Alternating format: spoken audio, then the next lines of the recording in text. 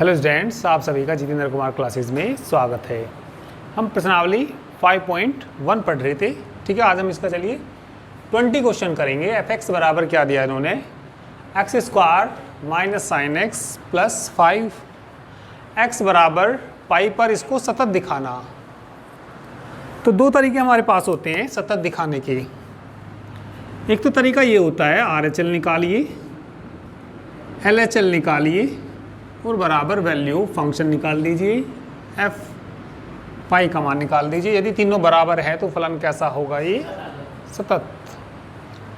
और इन दोनों की जगह कभी कभी यदि डायरेक्ट लिमिट निकल रही तो ऐसे भी कर लेते हैं, लिमिट एक्स टेंस टू पाई पे निकालना, एफ एक्स बराबर किसके दिखा दीजिए, एफ पाई के बराबर दिखा दीजिए। तो ये देखिए लिमिट निकल जाएगी या नहीं निकल जाएगी, ये फलन इस पर परिभाषित है या नहीं है, रख के देख लो परिभाषित है या नहीं है। पाई स्क्वायर आ जाएगा, साइन पाई का मान, साइन पाई का मान 0 होता है, साइन 180 का मान 0, और मतलब परिभाषित है ये इस पर। यदि परिभाषित हो तो इससे कर सकते हैं, ठीक है। अदरवाइज से भी करोगे कोई दिक्कत नहीं है, कोई से भी कर सकते हैं। चलिए हम इसको नीचे वाले से करेंगे या दोनों से भी करके दिखा दूंगा मैं इनको, ठीक है। तो लिखेंगे दिया गया फलन, दिया गया फलन x बराबर पाई पर परिभाषित है।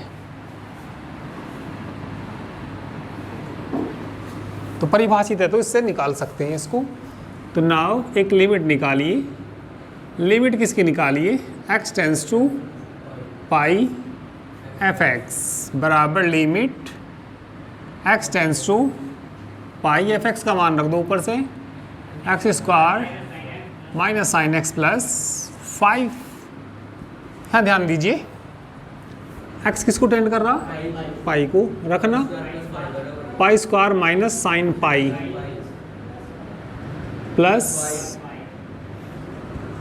पाई स्क्वायर साइन पाई का मान प्लस, तो कितना आ गया ये, pi square plus 5। F C मतलब एफ पाई का मान निकालिए, ऊपर रख दीजिए उसमें पाई square minus sine pi plus 5, sign pi का मान 0, तो पाई स्क्वायर प्लस 5 हो जाएगा। देखना बराबर आए क्या, ठीक है। तो लिख देंगे यहाँ बोलिए क्या आया, limit x tends to pi F x बराबर एफ पाई। अतः दिया गया फलन, अतः दिया गया फलन x बराबर पाई पर कैसा है, ये सतत है, ठीक है। दूसरा तरीका ये भी था हमारा, R H L L H L और वैल्यू फंक्शन निकाल के भी कर सकते हैं, उससे भी कैसा आएगा, सतत ही आएगा, ठीक है। नोट करिए,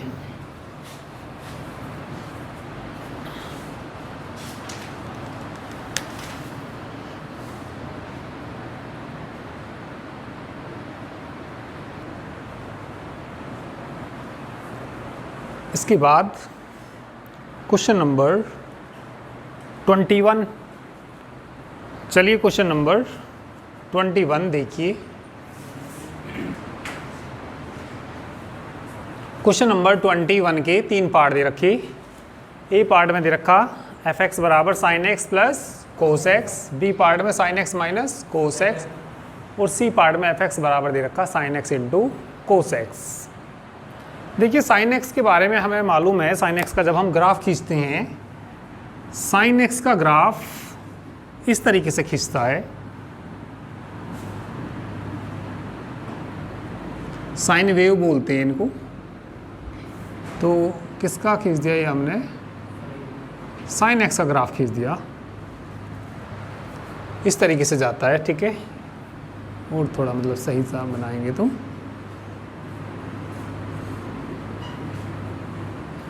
किसका ग्राफ है ये, साइन एक्स का ग्राफ है।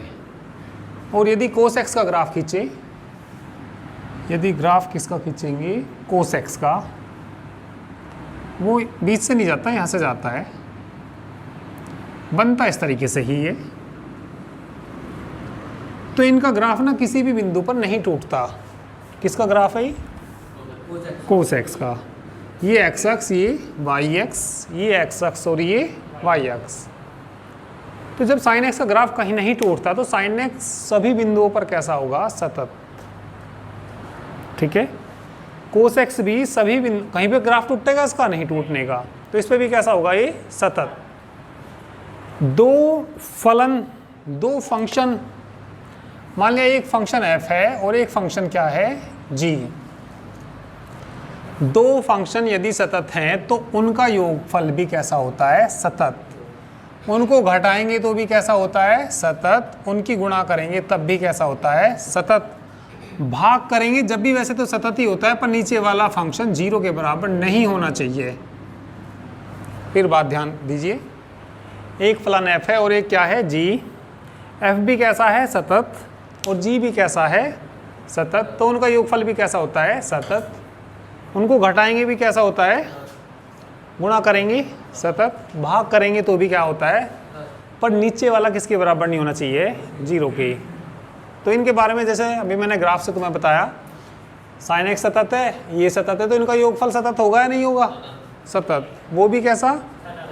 तो ग्राफ से तो ये सीधा सीधा पता लग रहा कि तीनों के तीनों पार्टी कैसे हैं? ये सतत हैं। पर करने का तरीका देखिए, ग्राफ से तो ये बात तुम्हें पता लग गई, अब इसको करने का तरीका देखिए।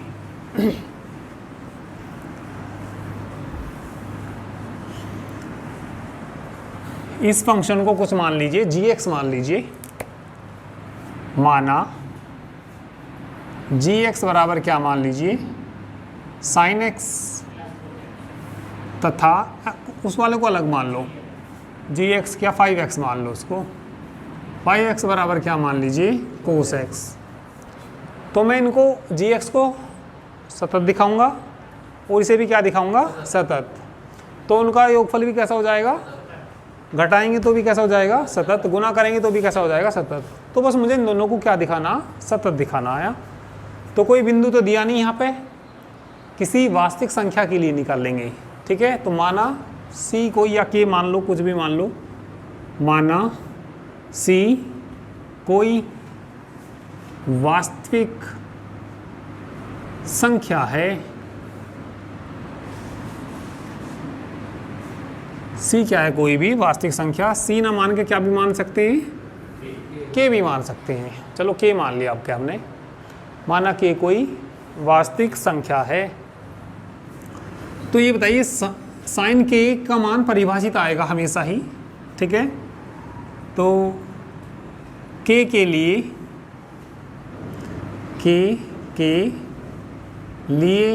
g(x) परिभाषित है। g(x) कैसा है?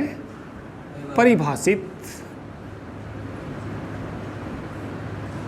तो क्या निकालिए? एक लिमिट निकालिए। लिमिट क्या निकालिए बोलिए? x tends to k, fx ना gx है ना, gx बराबर बोलिए, नाव लिखना यहाँ पे। अब limit x tends to k, gx का मान बोलना sin x बराबर कितना आ जाएगा? sin k के बराबर आ जाएगा। अब g k निकालिए, g k रखेंगे तो क्या आ जाएगा? sin k बराबर आ गई। ठीक है। तो हेयर यहाँ limit x tends to k, gx बराबर किसके आया? g के। तो इसलिए क्या आ जाएगा बोलिए? इसलिए gx कैसा है बोलिए?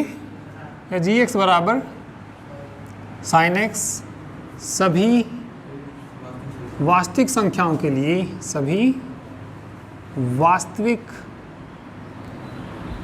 संख्याओं के लिए कैसा है बोलिए? सतत। है। अब किसको चेक करेंगे? 5x को। अब किसको चेक करिए? 5x को। मान लीजिए माना k कोई k मान तो रखी है ये, ठीक है, तो मान तो रखा ही है, तो k लिए ये भी परिभाषित आएगा हमेशा, अपरिभाषित कभी नहीं आएगा। k के लिए 5x भी परिभाषित है। तो इसके बाद एक लिमिट निकालिए 5x के लिए। Limit x tends to k gx 5x को देख रहे हैं तो 5x आएगा। Limit x tends to k, 5x का मान बोल लो, cos x कितना आ जाएगा? cos k तथा क्या निकालिए? अब क्या निकालिए बोलिए? 5k निकालिए। 5k किसके बराबर आएगा? cos k। तो ये भी cos x वाला फंक्शन भी कैसा आ जाएगा? सतत आ जाएगा। तो यहाँ भी देखिए क्या आ गया, यहाँ क्या आ गया बोलिए? Limit x tends to k 5x बराबर 5k। इसलिए 5x भी सभी वास्तविक संख्याओं के लिए सतत है। भाई पहले वाला भी कैसा हो गया? सतत। ये वाला भी क्या हो गया? हम जानते हैं दो सतत फलन का योगफल भी कैसा होता है? सतत। उनको सब्ट्रैक्ट करेंगे तो भी उनका गुणनफल भी सतत। अभी लिखेंगे, पहले इतना नोट कर लो, इतना नोट कर लीजिए।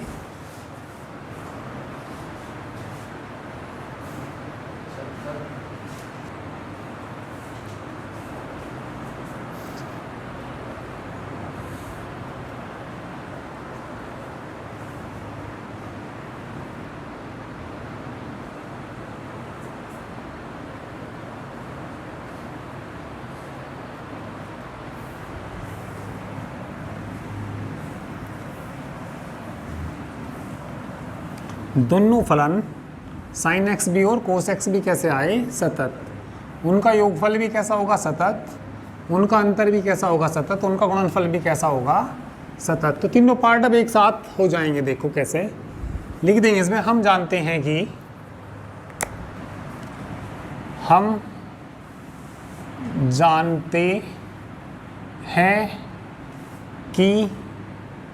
यदि दो फलन f नहीं था, क्या था? g तथा 5 या gx कह दो, gx तथा 5x।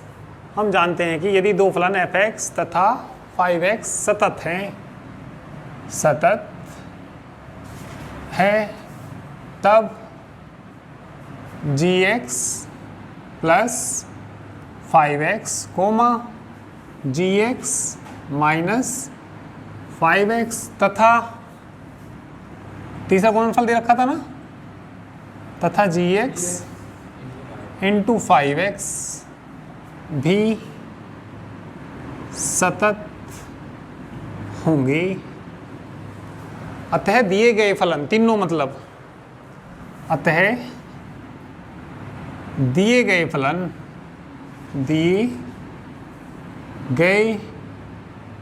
फलन सभी वास्तविक संख्याओं पर सतत हैं।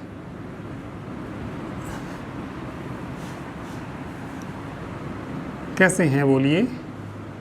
सतत है। तो तीनों पार्ट एक साथ हो गई है, उनका योगफल भी, उनको घटा के भी और उनका गुणनफल भी, तीनों के तीनों ही कैसे हो गए?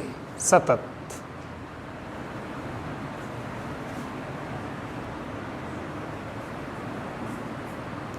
इसके बाद क्वेश्चन नंबर 22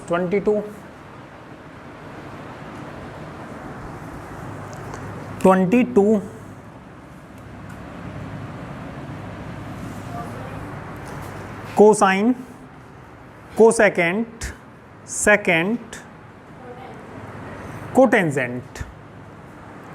फलनों की सात्य पर विचार कीजिए। तो पहला तो भैया कोस है, अरे पहला तो क्या है, कोस एक्स कह सकते हैं। आगे कोसेक,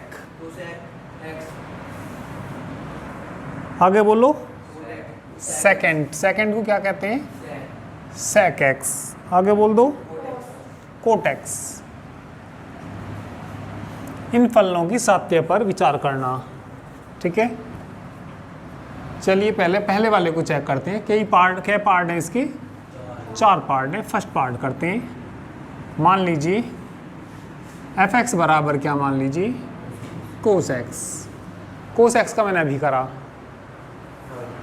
माना कि कोई वास्तविक संख्या है, कर लोगे, ठीक है भाई। क्या लिखते थे, अभी तो कराइए मैंने। माना कि कोई वास्तविक संख्या है, एफ एक्स। यहाँ देखना, दिया गया फलन सभी वास्तविक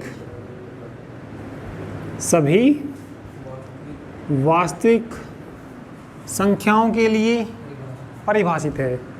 सभी वास्तविक संख्याओं के लिए क्या है, परिभाषित है। तो कैसे करेंगे बोलो, परिभाषित है तो कैसे करेंगे, एक लिमिट निकाल लेंगे। नाउ एक्स टेंस टू के, एफ एक्स बराबर एक्स टेंस टू के कोस एक्स, कितना आ गया, कोस के, तथा किसका मान, एफ के कितना आएगा, कोस के। यहाँ क्या आ गया बोलिए, लिमिट एक्स टेंस टू के, एफ एक्स बराबर एफ के। अतः दिया गया फलन, अतः दिया गया फलन सभी वास्तविक संख्याओं के लिए, सभी वास्तविक संख्याओं के लिए सतत है। संख्याओं के लिए कैसा है, सतत है। अब दूसरे वाला चेक करेंगे, कोसेक। इसको नोट कर लीजिए। अब सेकंड पार्ट, कोसेक एक्स को चेक करेंगे।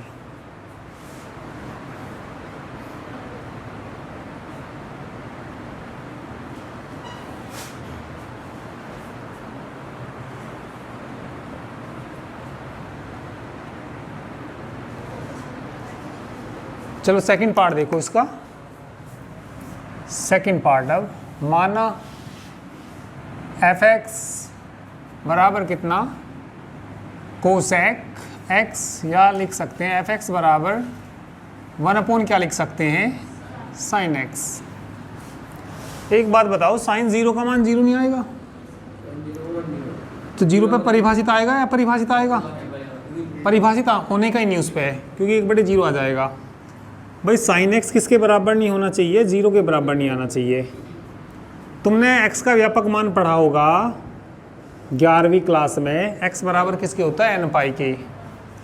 तो जब भी x बराबर n पाई आएगा तो यहाँ नीचे 0 आएगा, और 0 आएगा तो 1/0 इन्फिनिटी बन जाएगा, जिस पर फलन परिभाषित नहीं होगा। तो एक बिंदु को छोड़ के, इस वाले बिंदु को छोड़कर, ठीक है। तो इसमें मान लेंगे, माना कि कोई वास्तविक संख्या है, वास्तविक संख्या है, दिया गया फलन, दिया गया फलन, ठीक है, x बराबर n पाई को छोड़कर, n पाई को छोड़कर सभी बिंदुओं पर परिभाषित है। दिया गया फलन x बराबर n पाई को छोड़कर सभी बिंदुओं पर कैसा है, परिभाषित है। ठीक है, तो हम मान लेंगे, ठीक है, तो इस बिंदु को छोड़कर, ठीक है, तो माना k बराबर नहीं है किसके, n पाई के सारी वास्तविक संख्या है, बस k किसके बराबर नहीं है, माना k बराबर नहीं है n पाई की। Now limit x tends to k fx बराबर limit x tends to k fx का मान बोल लो 1 sin x। बस k किसके बराबर नहीं होना चाहिए, तो 1 sin k आ जाएगा, तथा किसका मान निकालिए, एफ के का भी कितना आ जाएगा, 1 sin k। तो यहाँ ये बराबर हैं, ठीक है, यहाँ क्या बराबर आया बोल लो, यहाँ क्या बराबर आया, limit x tends to k fx बराबर किसके आ गया, ये fk के बराबर आ गया। अतः दिया गया फलन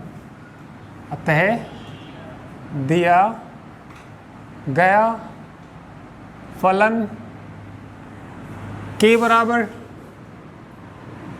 या n पाई को छोड़कर, ठीक है, दिया गया फलन x बराबर कह दो या k बराबर कह दो, x बराबर n पाई को छोड़कर सभी बिंदुओं पर कैसा है, सतत है। ठीक है, नोट करेंगे।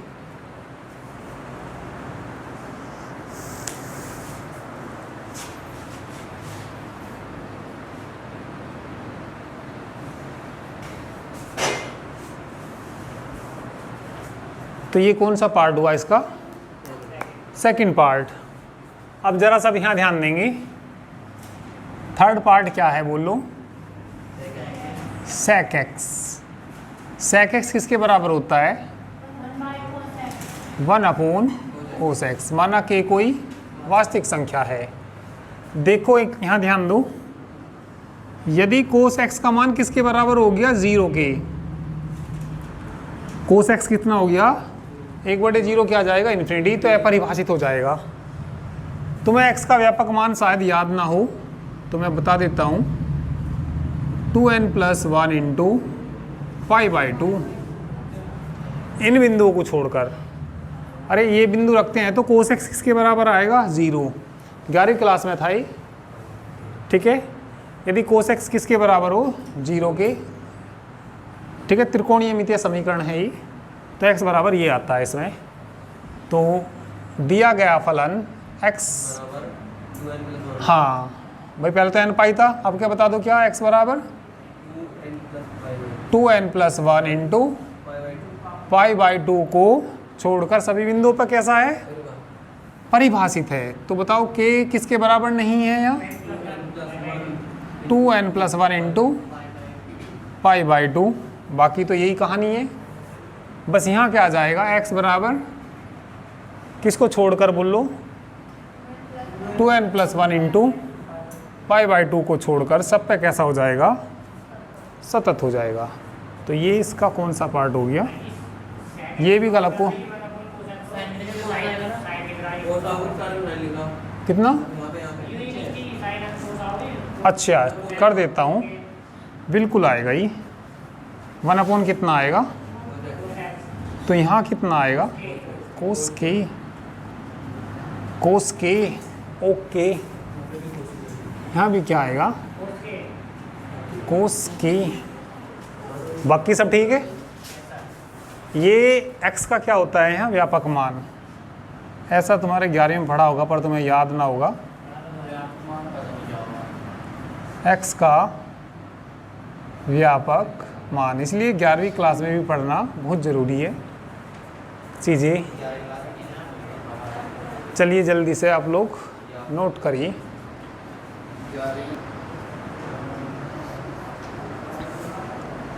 चलिए इसके बाद इसका 4 पार्ट देखिए। कोटेक्स एफ एक्स बराबर क्या लेना है एक बार, कोट एक्स। कोट एक्स बराबर कितना होता है, कोस एक्स बटे साइन एक्स। तो के कोई वास्तविक संख्या है तो साइन एक्स बराबर 0 पे प्रॉब्लम आएगी, तो x बराबर एन पाई को छोड़कर, x बराबर किसको छोड़कर, एन पाई को छोड़कर सभी बिंदुओं पर परिभाषित होगा। तो k बराबर नहीं है किसके, एन पाई। तो ऐसे ही क्वेश्चन है ये भी, x tends to k cos X बटे साइन एक्स, कोस एक्स बटे साइन एक्स। के रखेंगे तो क्या आ जाएगा, कोस के बटे साइन के। एफ के निकाल लेंगे तो कोस के बटे